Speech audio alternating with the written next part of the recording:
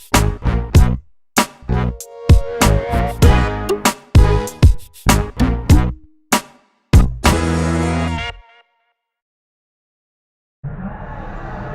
how's it going everybody? This is Keith from Almost in Full Color, and today I will be reviewing Secret of Mana for the PS4. In this game, the world is fueled by magic energy that is referred to as mana.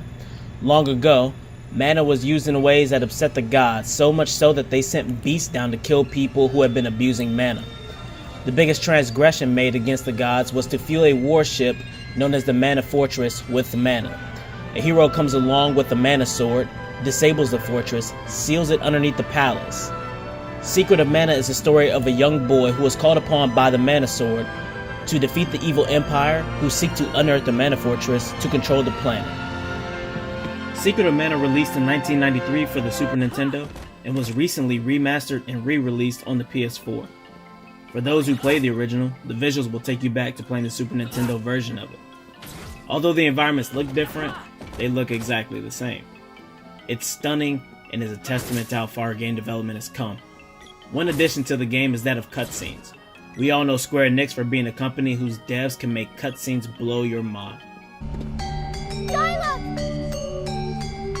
You've come so far, but you are too late. My current body is at its limit. I need another worthy vessel to house my spirit. If I were to take any normal human, my awesome power would tear it apart. The cutscenes here, not made to do that much, but at the same time is a welcome addition to the remaster of the game. In most JRPGs, voice acting is hit, miss, or plays it safe. This title is in the safe zone. It won't make you cringe and change to the Japanese setting if you're playing in English. The radio ring has returned to Secret of Mana with some upgrades. The ability to quick switch between characters in the equipment, status, and strategy screens have been added. A new addition to the ring is the guide button. This allows you to see where you are in the story and remind you of your current task. Having played this title many times, and have beaten it at least 10 times or so, I knew exactly what to do step by step. But for newcomers, I see this as a great tool. When I originally played the game, there were times I got a little lost. Along with that, the biggest function that was added was the ability to bind weapons, magic, and other items to L1 or R1. This can make certain tasks much easier in the game, whether it be switching to the whip to get across a gap, or getting that axe out to take out breakable environments. Let's say you know an enemy is weak to a certain magic type and you want to continuously spam magic on that enemy until it goes away. You can bind that to L1 or R1. Speaking of magic, the entities that grant you magic not only look great in their remodels, but the magic that they bestow on you works similar to the original, in the sense of when you cast a spell at level 1, it looks like a level 1 spell. It's puny, it's not a whole lot, but when you hit level 5, 6, 7, 8, you're really gonna see a difference in animation. You're gonna see that big damage output that is reflective of how good your magic looks. It looks awesome when you get it to that level. Before I talk about one of the game's really great features, I gotta tell a quick story about how I stumbled upon the game. Long ago, my brother and I went to the mythical Blockbuster. That's right, it used to exist. When we went there, we went to go get Super Mario World. My grandmother took us, we got Super Mario World, we went back home. But little did we know, someone pulled an okie doke on Blockbuster. They switched the stickers of Secret of Mana and Super Mario World. We ended up renting Secret of Mana thinking that it was Super Mario World the whole time. My grandmother went to church, and soon after, we didn't have a ride to get back to Blockbuster to fix this issue. So my brother and I decided to make the best of what we had. We started to play the game, and then we found out something about this game that was truly miraculous. It's multiplayer. That's right, you can get a friend, up to 3 people can play, and it is so much more fun multiplayer. You could be doing your charge attack and another person can be doing their thing, boosting you with lunar magic, or just holding down adds with other types of magic. The combinations are much more fluid, it works better, it's just a more fun experience all around. All games have this, but for an RPG, I mean, this is something that even at that time I feel was underrated, to have a multiplayer RPG. I truly love this game, I really do. I've beat this about 10 times. For anyone who thinks that's a lot, you don't even want to know how many times I beat Final Fantasy VII, but that's off topic.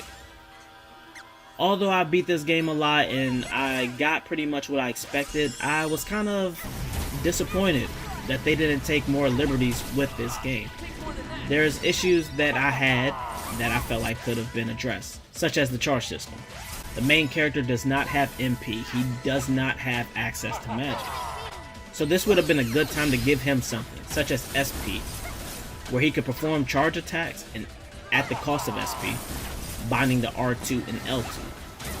This would make him a much more viable character. The other two do get magic attacks, whereas he doesn't get anything. They also get charge attacks that work the same as him.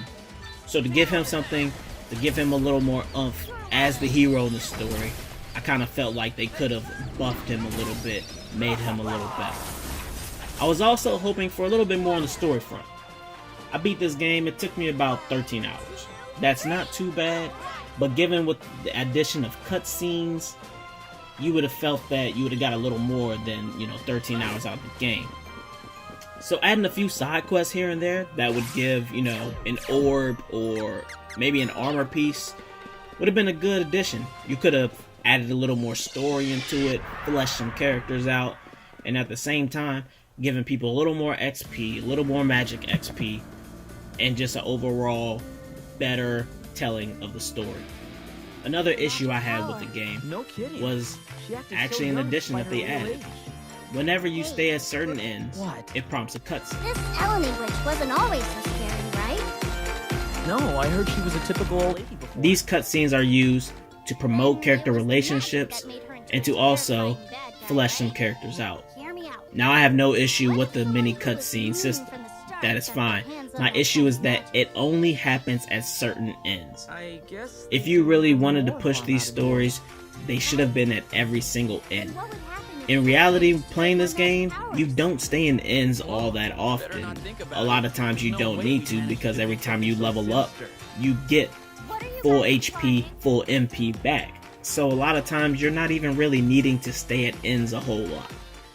So if you really wanted to push these mini cutscenes, number one, they should have been in every end. But number two, as I stated before, they should have added some mini quest that allowed you to get these cutscenes at the end of those. The final issue I had with this was that for every magic you learn, the longer it takes to level. By the time you get all 8 magic disciplines, you'll only gain 2% magic XP every time you cast a spell. This means you'll have to cast a spell 50 times to gain 1 level by the time you get all 8. Each discipline has the ability to go to level 8. That's a lot of time you're about to spend to max out magic. I wish the XP rate was heightened so that you could enjoy casting magic and seeing the animations for it. Each magic looks better when you cast it at a higher level. So you actually don't even get the final discipline until the end of the game. So you barely have time to go and magic grind to level up your magic. As one of the better things about the game, the magic animations, it just sucks that you really don't get a chance to fully enjoy how good your magic can look and how much damage you can do. Secret of Mana looks gorgeous. The gameplay, tight. All in all, I still love this game just as much as I did when I played it for the first time. This game doesn't do much in terms of expanding upon its formula, but as the old saying goes, if it ain't broke, don't fix it. It's a classic through and through. This new shine of paint on it really rekindles the love that I have for the title, just as I'm sure it rekindles the love that people who play the original have for it. Now, because of the lack of expansion, I do believe that it will hurt some of the Secret of Mana fans who are returning looking for a little bit more than what the original had. In the end, I give this game 4 out of 5 mana swords. Despite the time it has passed since its initial release in 1993, it was then a classic and it is now in 2018.